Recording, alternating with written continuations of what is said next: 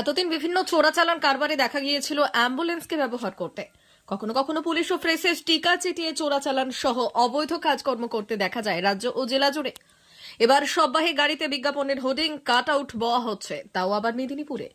এরকমই ছবি দেখা গেল এদিন সন্ধে নাগাদ মেদিনীপুর শহরের পঞ্চুরচক এলাকায় দেখা যায় একটি সববাহী গাড়ি, যে গাড়িতে মূলত মৃতদেহ বহন করা হয়।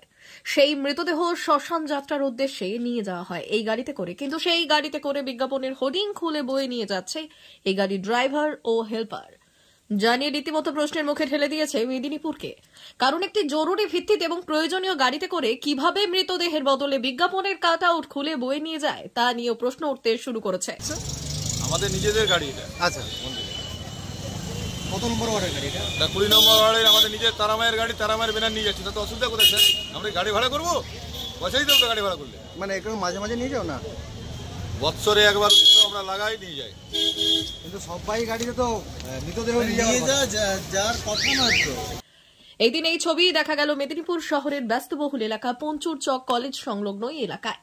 যদিও এই বিষয়ে তৃণমূল নেতা তথা ওয়ার্ড কাউন্সিলরের স্বামী বরুণ বিকাশ দে সোজা সাপটা উত্তর দিয়ে বললেন, এই গাড়িতে করে আমরা চাল ডাল ও মাঝে মাঝে বয়ে বেড়াই, এটা আমাদের নিজস্ব পার্সোনাল গাড়ি, এতে আমরা ভুলের কিছু দেখছি না।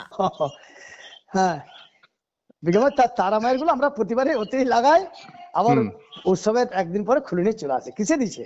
তারাপীঠে যখন যাবে না শ্মশানে, ওখানে একদিকে পুরানো হচ্ছে, আবার কারো সাধ্য শান্তি হচ্ছে, আর ওইখানে খাওয়া হচ্ছে, সবচেয়ে পূর্ণ জায়গা। তো আমাদের তারামায় তো আর ব্যবসা করি না, ওইটাই লাগানো। আবার 500-700 টাকা গাড়ি করবো, তারা সহজে 40-50টা হোর্ডিং।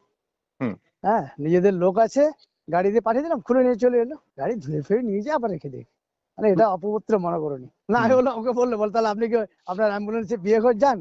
আমার স্টাফরা বা তারামায়ের এখান থেকে যে প্রতি বছর যায় জয়দেব মেলা, সব ওই নামিয়ে দিলাম, ট্রেজারটা দিয়ে একদম ঝান্ডা লাগিয়ে আমরা ওখানে যে ওই তখন আবার অ্যাম্বুলেন্সের কাজ করলো, আবার চলে এলাম।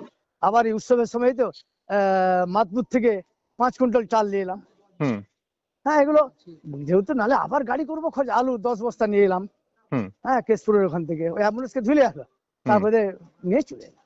যেহেতু মায়ের কাজ, ভাড়া তো আর দেওয়া হয় না, ব্যাপারটা এইটাই।